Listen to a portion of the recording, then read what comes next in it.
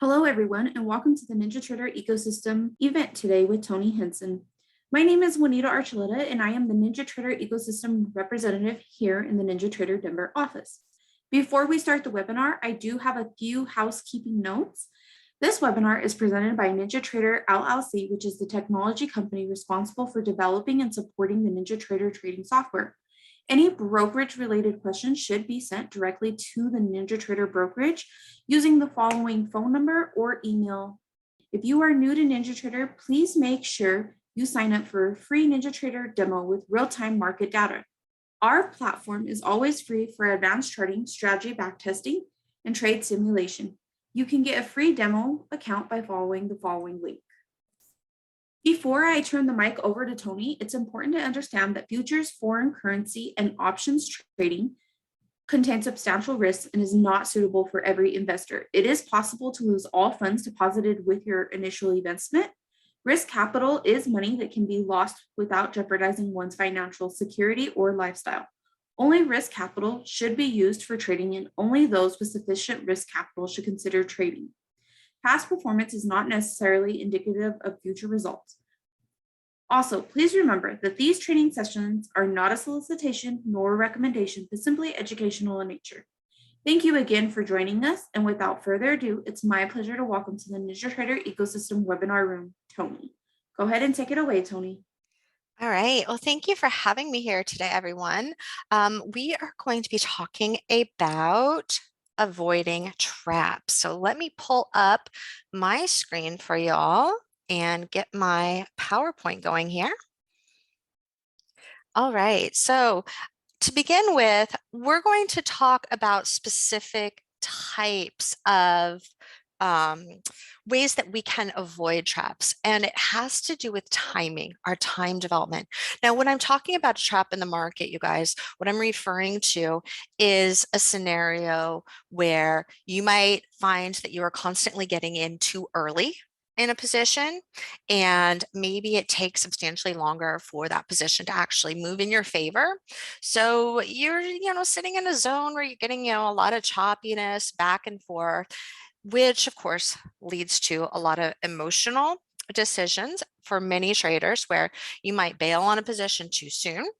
You could even end up holding it too long, meaning it breaks past the ideal time for it to go. Another way that we could get trapped in the market is that you take a setup that is too late. It should have already been moving, and by the time it gives you your trade trigger, it's beyond what I like to call the do or die place in the market. So the do or die spot is where we expect the strong impulse moves to get going. And that's what we're going to be looking at in today's session. So when I talk about timing is everything, we're going to be looking at a couple of different ways of how timing develops in our charts and different tools and techniques that we can use for timing the market. So I already just covered, what does timing mean? But when we're looking at developing a successful trading strategy, there's different parameters that I look at. I call these the building blocks of price development. And time development is one of those primary building blocks. Some of the other ones are going to be things like trend placement, volume, momentum. Those are some of the other things that we look at. Also, support and resistance levels.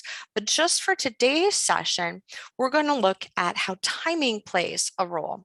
So the first type of time development that we look for when we're examining any of our charts, often traders look for continuation patterns like a bull flag or a bear flag, or it could even be the very first continuation in a brand new trend.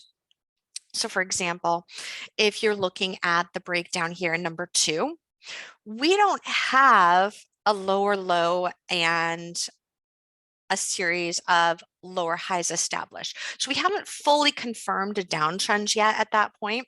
But what you'll notice is that we have this zone of congestion here.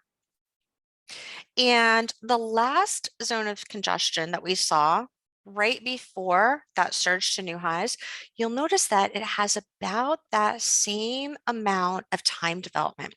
Now, it doesn't matter if this is a tick chart or if it's a time frame chart. So tick chart would be something like 200 ticks, where it's just measuring every bar is, or every point of data is 200 trades. If you're looking at a time frame chart, then every bar might be like 5 minutes or 2 minutes or 15 seconds. When we're looking at time development, both of those types of charting time frames are going to be applicable. Now, normally I'm going to use more of the tick charts during the trading day and more of the time frame charts when we're looking at aftermarket data. So if you're trading futures, for example, then that's what I'm going to be doing. That's not a hard and set rule though. So there is some back and forth where I'm going to be looking at like a 5-minute chart, even if I'm looking at also trading like a 400 tick chart intraday. But what we're looking at are these zones of congestion where after an impulse move or a much stronger than average momentum move in the market, we get this period of rest happening. And what you're going to find is that there will be corresponding rest periods over and over and over again in the market. You're going to have them on a smaller scale, but you'll also have them on a larger scale. So when we're looking at zones where there's a high probability of getting trapped, it can be a situation where it tries to break down too early compared to previous zones of congestion. So if we look at zone 3 here and we compare it to 2 and 1, if you look at where my little red arrow here is, that would be considered to be too early. It would be a zone where you would be more likely to get trapped and have it pop back up into that range before it's able to try again and to put in a third move. Now, also these zones can double. So if you see something where it attempts to break at that equal measured space, you might try that zone as your initial trade. If it doesn't get going at that point, double that zone of time congestion, and that becomes your next do or die spot. Now you'll notice over here at A and B, each of these is about half of 1, 2, and 3. And so what we're looking at here is that if it doesn't go at that halfway point and you double it, that becomes the next do or die point. So A plus B is the same size as 1, 2, and 3. So this sequence of time congestion, these correction periods are going to happen over and over and over again in the market. They're not the only thing that we look at when we're looking at, hey, are we going to take a trade at this level or not? But it is one of the main factors that's going to be determining whether that trade is going to be successful or not.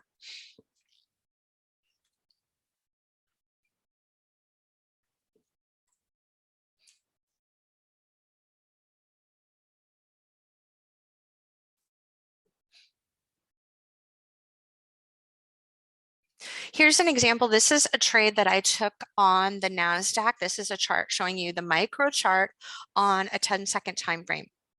And I was basing this on a bigger breakout strategy, but I was looking for zones that I could manage the position on a smaller time. This was just a day trade, lasted about half an hour or so, maybe not even quite half an hour before I flipped it. But what you'll notice is that really tight congestion move here, following the impulse move on the upside. I was originally taking it based off of a support level down here. And I'll show you, you'll notice I've got some lines on here. Those of you that use NinjaTrader, these might look a little bit odd because they're not the typical indicator that's included in NinjaTrader. And I'm going to show you how you can add it onto your NinjaTrader charts. It's called a Fibonacci fan. And it's one of the key things that I use in timing that helps prevent me from getting into a position too early or getting into one too late. And it can also help me with determining breakdown and reversal positioning as well. So here you can see once again, we have a period of correction. I add into my position over here, and then we get a second leg on the upside. Now, in this case, I actually protected part of the position here because we were starting to shift momentum. But what I looked for was, how does that react once we get past that shift? There's a little bit of a shift there. And as it continues, this second portion here equals the same time development as we see in the first correction. So that tells me this test again of that Fibonacci fan plus that time correction being almost exactly the same gives me that high probability that I can get that third wave of buying. So after that point, oftentimes trends correct and you'll start to see a longer period of correction. So let's say if we get, I'm just going to clear these here. And let's say that what happens is we get this going in and creating a fourth or a third zone of congestion and an attempt to break out the fourth time. When you have 1, 2, and 3 time corrections in a row that are the same amount of time, this is a much higher risk breakout. So that tells me that if I get a buy signal here, this might only go about half the size as each of these previous moves, or it could just pop up, create a trap, and then flush. So that's the element of trends development that's going to come into play as well. So what we're looking for is up to 2 of these correction periods in a row to get a nice third leg of buying or selling. But if we get a third correction in a row that's the exact same size, it's more likely to create a trap or a shorter breakout. There's going to be exceptions, but the majority of them are not going to go as strongly. Now, remember how we can double these? So if this doubles out again, that can do another stronger wave. And we could get another flush here before we get a bigger correction. So it can double as well and still continue the trend, but it's higher probability that it's going to break that trend channel before it tries to give us a good continuation. Now you'll notice I flipped it over there, but then I also added into this flip here. Now the exact time development for an even space is about here. So you'll see that my entry is a little bit before that measured move zone in terms of the time development. I had used some other clues for getting into that trade early. We'll actually look at that here in a minute. But that even time development told me I could be a little bit early, which meant there would be the risk that it could pop up a little bit back into the zone before it tried to fully continue.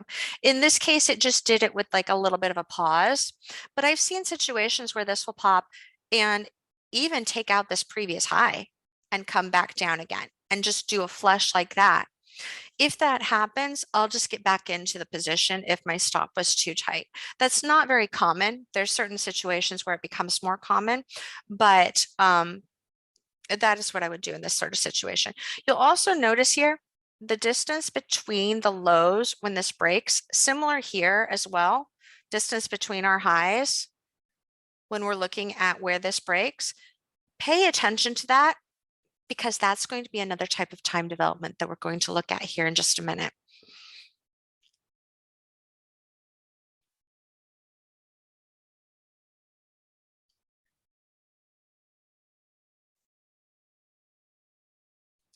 So I mentioned, that similar time development between pivot highs and pivot lows.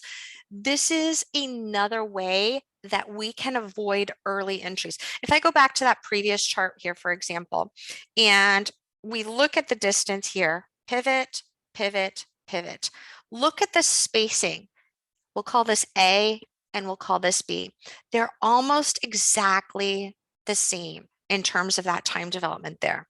So what that does is if we take our box here and we add that over here, but then we also look at the distance between the lows, that creates a do or die zone right here. So our strongest setups on the downside are going to be happening at that period. Now, if I go back to that other slide there, this gives you a little bit of a cleaner example of it. So the distance here from our initial low, secondary low, and third low are pretty much evenly spaced. We have a nice shift in momentum happening here at the highs. You can even see distancing in the spacing here, A and B, giving us an attempted to break here and even spacing between our highs. So these are a couple of the spacing options that we look at. And I'm going to look at the distance between where this starts, our high here, and then what's happening over here, because this also can create some of our stronger reversal patterns called head and shoulders, or an inverse head and shoulders. Now, as this comes up in the second portion here, pay attention to the momentum, that pace of change. So see how it's more rapid here than it is over here? What we want to see ideally is that slower momentum move on the second wave up. So the even spacing, when we get the breakdown, the slower momentum move on the way up. If it tries to break down here, that is more likely to be a trap. That can flip the trade or the market totally around, or it could take it, pull it up high enough that it would take out what your stop level might be before it tries to continue. So by waiting for that even spacing, we've really dramatically increased our probability of success on the trade. You're always going to find exceptions to these rules, you guys. What we're looking for is what's going to have the highest probability. And by paying attention to these types of time development, that's going to give us the highest probability for a breakdown. So here we have a really good example of where this had a first low, a second low, and then it tried to break that previous low, but it did so at a point that was too early. If we look at the overall zone of congestion here, then you're looking at that first type of time development. If we add the distance between the lows, we have that second type of time development. So if we put those two together, we have a very successful strategy that can lead to that third low of about 80% of the time. You're going to get a measured move here to here to here. So when we have both of those types of time development, you're looking at about an 80% success rate for this putting in a measured move compared to those previous trend waves. Now on this one, notice that that trap there, if you had placed your stop just above that previous high, you could have gotten flushed out. I'm going to show you a way to place your stop correctly so that you have a less likely probability of getting stopped out. And that's again going to be using those Fibonacci fans here in a minute.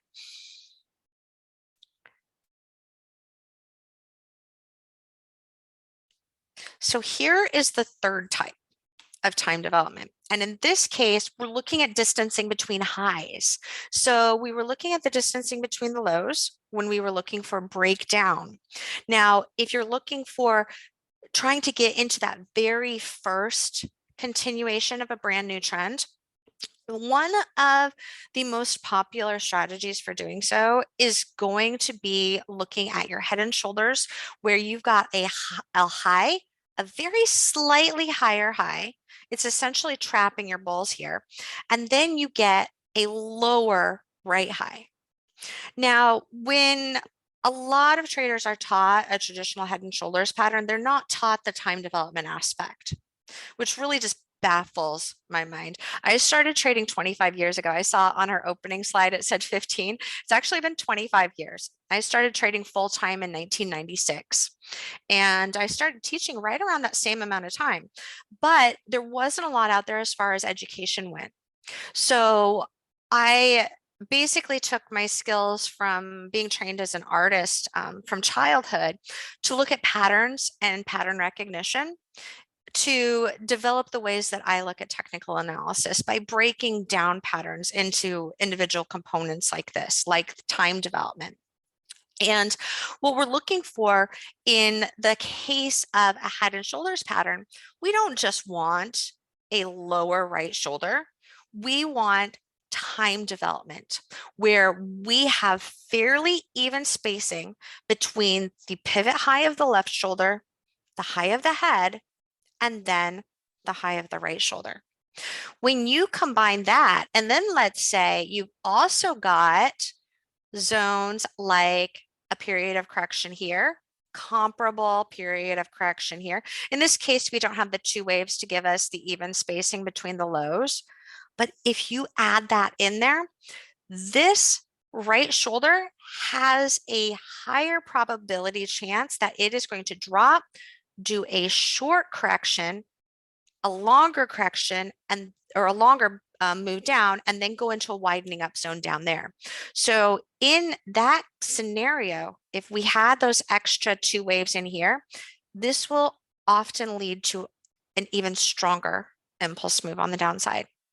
Thank you guys. I do have a YouTube channel. I'm not terribly active on social media, but I do teach live trading classes every single day at noon. So if you are interested, feel free to reach out to me at toni@tonihansen.com. So very easy email for you guys to hunt me down. All right, let me clear this here and I'm going to show you some more examples. So here's another example of this where we've got a totally different security. Here we're looking at bonds and we've got the high of our right shoulder, we've got our head, and then we've got our left shoulder. Now what you'll notice is there's actually pivot high right here. But if we look at the spacing from the high of the left shoulder, the high of the head, and then even spacing over here, this pivot is too early. We want that pivot to be closer to that even spacing. And then we can also look at the distance between our lows. Since we have a double bottom here, we'll split this. And then we've got the spacing for the breakdown over here. Really perfect timing, you guys. So this gives you that secondary move on the downside. Now you'll notice over here, this does end up reversing. So with this, what we're doing is we're avoiding traps for just this smaller breakdown strategy. So a lot of times, if this is an extreme impulse move on the downside where the momentum is much, much stronger than average, you're going to have a higher chance that your follow through is going to be slower. If on the other hand, coming out of that head and shoulders, you see a nice two wave movement like this, and then you go into your right shoulder, your neckline is angled to the upside. Neckline is taking the low here to the low here. Here we don't have that. We don't have that angle to it. So there's a couple of things that are also factoring into how well that's going to follow through. But when you're looking at your reward compared to your risk, if you're catching your breakdown in here, that smaller channel break, you're placing your stop above here, you've got a really good return compared to what your risk is going to be. So it might not be the full, continuation of a trend, but it can still be a really beautiful intraday trade. Or if this is a weekly chart, even a position trade that you could be holding for several months, 6 months to a year or so. Let's go show you another example here. And I want to show you some stuff on some live charts quick too. So we're going to move on and I'll take your guys' questions here at the end as well. So here's another example. This is DraftKings. This is on our daily time frame. So here our neckline is angled to the upside. That's exactly what we want to see. Now, if we look at our spacing between our lows here to here, and then here, we've got a little bit of a problem there, right? It's not trying to break down at the even spacing between the lows. Great even spacing between the highs, but a little bit late in terms of the lows. So if we take this spacing and we double it, then you're coming into another do or die spot like that. So we can often get head and shoulders that can create a smaller head and shoulders pattern. It's not the perfect example of it, but it does show you another way that time development can come into play here. So basically you would be looking at a smaller head and shoulders within the right shoulder there. Now, here's another version. This is just showing you the same idea, same concept intraday. And here is what I want to show you in more detail. And these are our Fibonacci fans. Now, NinjaTrader doesn't come with Fibonacci fans built into it, but it is one of my favorite tools for using for timing breakouts. Whether it is an initial breakdown like the shoulder in a head and shoulders, or a continuation like a bull flag or a bear flag. And what we want to see here is when this initial impulse move down is pretty average momentum, meaning we see a lot of back and forth action in here, or it could be a nice two-wave move down like that. We want to start our fib fan from the high, and then we'll go to the low. And it's going to splay out these fib fan levels. The red one is 50%, this one is 61.8, and then this one is 76.2. I don't use any other indicators on my charts other than Fibonacci. And I don't even need to put a lot of the Fibonacci levels on my charts anymore, just because I'm so used to where they would fall that I can tell you, and those of you that join me here during the live trading, I can tell you where those fib fan levels are going to be before I even draw them on the chart. So your eye will get trained to recognizing them just from doing it over and over again. So what we're looking at is, as it comes into that 76.4% Fibonacci fan, this is a zone to begin timing your breakdown. So you can start building positions at those levels, looking for smaller time frame setups like the smaller channel break here. Notice this one also has the confirmation with even spacing between those lows when that breaks down. So you might have an early setup where you have that channel breaking. The early setup is going to be if you put your fib time development from here to here, and it extends to the 100% over here. If this pivot high is at 61.8 or later in terms of the time extension over here, then that is a good early point to begin watching for your breakdowns. So what we want to see then is that by the time it gets to that 100% with the distance between the lows, that we're starting to break that lower channel. So what this does is we're not waiting for the full breakdown of this entire range to get into the setup. I'm getting into that setup as it is coming off of that 76.4% fan. And then I want the confirmation by the time it has that even spacing between the lows. And there's actually going to be a specific do or die point. When you add the Fibonacci time extensions, they are in NinjaTrader. You want to see movement by the time this gets to the NinjaTrader one will be 238.2%. So on the NinjaTrader platform, this is actually 100% extension over here, but it'll read as 200%. So 238.2, you have to have movement. If it is not moving by the time it gets to that 238.2, that's a warning that you're probably trapped. You have a higher probability that it is going to turn around on you. The time for this base could double before you get another confirmation move. So it could be an early breakdown, go into a longer base before it tries to break down again. So when that happens, you can say, hey, you know what? I don't want to hold that long to wait for that possibility. I don't want the possibility that it's going to go into, say, a bigger megaphone before it breaks down.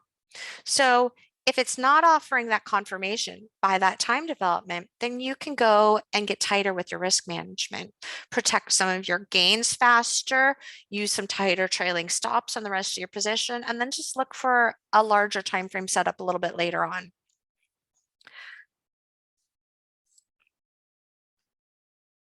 So here we can see again that time development. Here's another example. Now, instead of the constant overlapping waves like we saw in the previous chart, notice that on this one we have a really strong leg down, a longer pause, and then a strong leg down. So most trends form in waves of 2. A lot of traders are taught to look fully for waves of 3. I look at trends a little bit differently. I look at waves of 2. So when there are actually 3 waves in a trend, I'm viewing this as the first correction. This is the second correction. This is major leg 1. This is major leg 2. The reason I do that is that sometimes those midway zones can be stuck together. Sometimes they can be spread apart, and they can be any method in between. They could be slower here, faster here, slower. So here's your correction and here's your correction. So this is your first and this is your last, and then this middle zone in there. And that middle zone can be many different sizes. So a little bit of a brief intro to how I'll look at trends. But for a fib fan, we're going to go from that high to this low here. And again, that spacing there is good. We want to look at this overall zone of correction here compared to previous zones of correction, and then the 76.4% fib fan. And that is going to give us our very basic way that we would use the Fibonacci fans. There's going to be some more advanced ways too, but this just gives you your very basic way.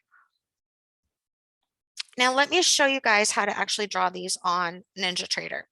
Okay, so I'm going to exit out my PowerPoint here for just a second, and I'm going to pull up our chart of the NASDAQ here today. So this is the NASDAQ futures, and what you'll see is that I already have a Fibonacci fan level on here. Now, what I want you guys to notice on this one is that how I drew this for my trading today is that when we have a double top, I will go to the second high. So a lot of times you might come up here and you'll just see it look like this, and it'll have that slightly higher high there. If it is a double top fairly close together, I'm going to go to the second high. If you don't have that, and let's say you have instead 2 lows that are really close together, and then your trends move on the way up, then I'm going to go from that first low to that high. And that is going to give you the best placement for where your 76.4% fan is going to be. So I'll give us a couple of minutes here at the end that I can go back through all of your guys' questions. We'll do that in about 5 minutes or so. So this shows, a good example here today. And then again, looking at spacing between highs. Now, while I drew the fib fan from that second high, when I'm looking at spacing, I'm going from the first high to the middle to over here. And so this is going to be A, this is going to be B, and that's giving us our confirmation. If we look at the time development though, between our lows, or between the highs rather, here to here, what we want to see is that here's the 61.8. We want to see that last pivot after or at the 161.8. And by the time it gets to the 238.2, we should already be seeing movement going. Now, let me show you how to put that fib fan on here too. So I'll remove this. What you'll notice is that if you go under your drawing tools, I have these additional drawing tools here. So we went and we developed an indicator to put into NinjaTrader that would give us our Fibonacci fans. So it also adds the arcs. I don't use Fibonacci arcs in my trading, but Fibonacci fans I rely on a great deal as confirmation tools. So we would go click on that, go from here to here, And that's going to give me my fib fan levels. Let me show you another example. So here's another example. This is on DKNG. And again, that was heading into today's session. So let me remove this here. And you'll notice again that, I'm gonna move my zoom. I want to go from the high to that second low because we have a double bottom in there. So the second low is where I want that fan tied to. You'll notice here that you can get confirmation that your fan is drawn correctly because when you get the 50% and the 61.8%, we'd like to see those hitting additional pivot points there. So that gives me the resistance here for the breakdown. Now, in this case, we're getting a little bit of a megaphone. So we can even take this and to draw that next confirmation a little bit later on, I can take the lower end of this and go to the low of the megaphone. And that's going to readjust my fib fan level to give me the next zone to look for another short. It can also be used for helping us time our target levels, you guys. So a lot of my trades these days, I'm much more of a day trader in index futures and gold and oil. I started out as a swing trader though.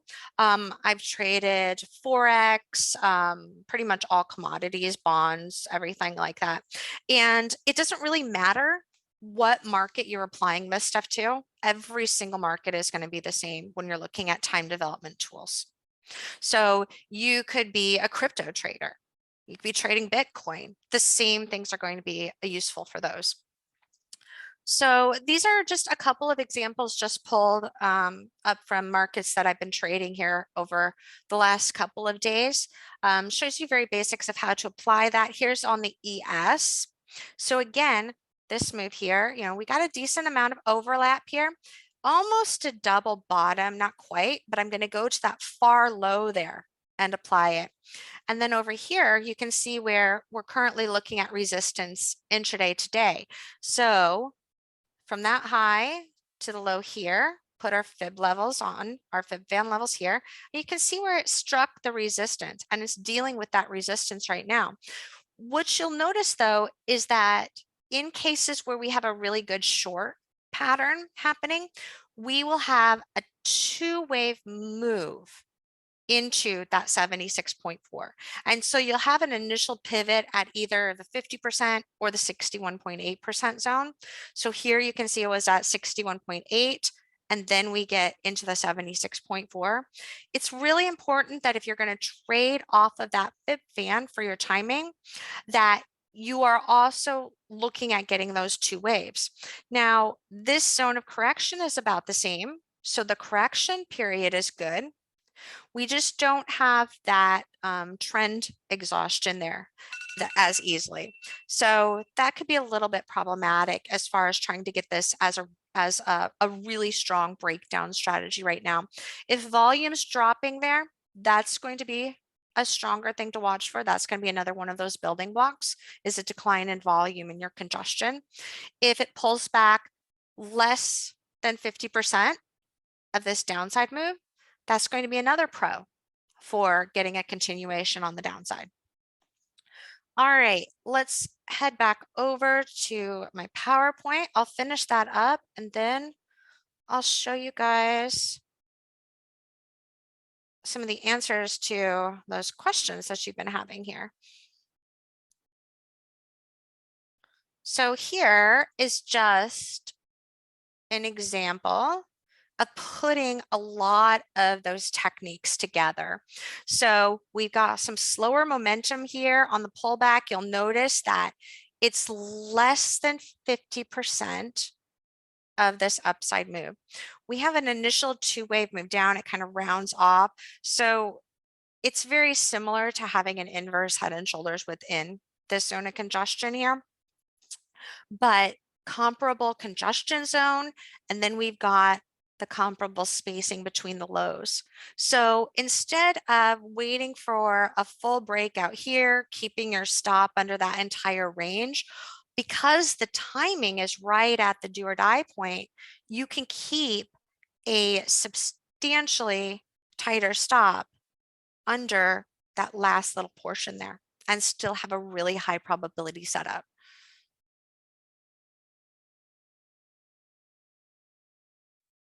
Here's another example. This just shows you another one of my trades. Again, comparable time development. We've got our fib tools. The move here after the third wave up shows you that, hey, our trend needs to go into a longer period of correction because we are now congesting along that 76.4% fib band. And that can be heads up to watch for breakdown strategy. In this case, I reversed it. I didn't reverse it off of the absolute high, but I took a short a little bit later on. Can be used for timing targets as well. And here's an example of, hey, you know what? This isn't going to give me a really good setup, because if we go from our first low, this would be our shoulder, to our head, the timing for where this should take off as a right shoulder is in here. It should be confirming the movement by that point, and it's not. So comes into the 76.4% fan. We would like that fan to be hitting along with similar time correction here and the time development between the lows, and then breaking the channel. It can't do that. So trying to break and move higher later on, it's more likely to be traps. All right, you guys. So I wish I had a lot more time with you. There's so much more that I can share, but we've got to wrap this up here so that I can get to your questions as well. So to get those Fibonacci fans added on to NinjaTrader, you guys can add on the indicator package. It's a Trade Tracker Pro, ToniHansen.com/trade tracker for $79 for unlimited lifetime access. It's always going to be in your NinjaTrader platform, and you can always re-add it if you add your NinjaTrader to another computer. So it's multiple licenses, so you can use it across multiple platforms for NinjaTrader. If you are interested in learning more about my style of market analysis, though, and those building blocks that I've talked about, I have a 3-hour mentoring program that I'm doing on April 2nd from 10 a.m. to 1 p.m. Eastern. So you can get the Trade Tracker Pro plus the 3-hour mentoring program for $179. You'll notice I price everything so that it's very reasonable for everyone to be able to join, no matter what your skill level and your finances. Most of the indicators and trading classes and such like this, they're going to run into a few $1,000s. But I come from a background where I was an artist. My mom was a teacher. My dad worked for the university. And one of the best ways you can learn trading is actually by teaching it, because you're going to get so many questions that make people think about what they're saying and what they're doing. And you can really tell if you're a professional trader if you can also explain what you're doing. So I love teaching. It's one of the things where I would not be a trader at this level if I still wasn't a teacher during that entire period of time as well. So let me answer a couple of your questions here before we go. And you can always reach out to me at toni@tonihansen.com. So my trading room is actually right around $100 a month. We meet every single day at noon. It's from noon to 1. And each week I teach a specific strategy or topic or focus. Everything is recorded. This session is going to be recording. Saturday session coming up on April 2nd will be recorded, and you will have access to that as well. So you can go back and study it anytime, you guys. Let me go back up through some of these questions here as well.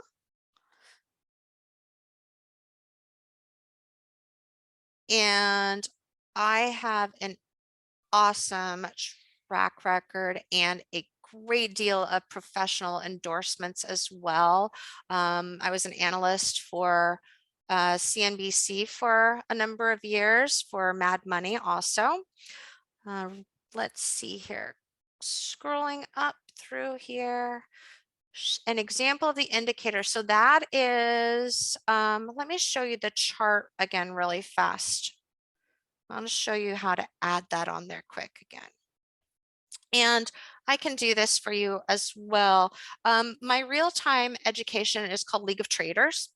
It's basically a live mentoring program where we meet every single day. Exit this here and show you that chart quick. So if I remove this, Trade Tracker, whoops, wrong button. Trade Tracker is going to be listed under the drawing icon. What am I doing here, you guys? Hold on a second. Trying to get this erased. There we go. Okay. So it's going to be listed under this little pencil, and it'll be way down under chart marker. So when you purchase the indicator, it's going to give you a download, and you will download it, add it into NinjaTrader. It's going to pop up like this, and we will just add it just like any other tool. So just like any other drawing tool that you're going to be using on NinjaTrader. All right. Let me see those other questions quick. And again, if I don't get to your questions, please feel free to email me. It's just Toni@ToniHansen.com. So as long as you spell my name properly, you're good. Does the measurement of the waves depend on the time frame used? No, it does not. Again, you can apply it to any time frame.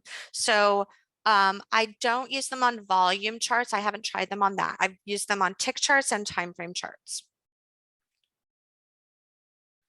And I actually started running a trading room like 20 years ago where I did it like every single day, all day, but I trade full time, you guys. So talking and trading full time is a little bit tricky. But I do give market outlook. We meet every Friday to talk about what's coming up in the overall market as well. My YouTube channel, just type in my name. Aw, thank you. Ari says I'm one of the few honest teaching traders. Thank you. I appreciate that. All right, you guys, so there's my alarm, but I really want to thank you all for inviting me, NinjaTrader, for you guys inviting me and having me here and having this opportunity to share some of the stuff that I've learned in my career. And I look forward to the chance to work with you as well in the future. So have a wonderful rest of your trading day, you guys, and I'll see you soon. Thank you again, Toni, for taking the time to share with us today. If you enjoyed today's session, we hope you'll join us in future webinars. We'd like to remind you the information provided in this was that of ToniHansen.com and not of NinjaTrader. All information is for educational purposes and should not be construed as trading advice. Enjoy the rest of your day, and we hope to see everyone in future webinars. Happy trading from everyone here at the NinjaTrader ecosystem. Thank you, everyone, and have a wonderful day.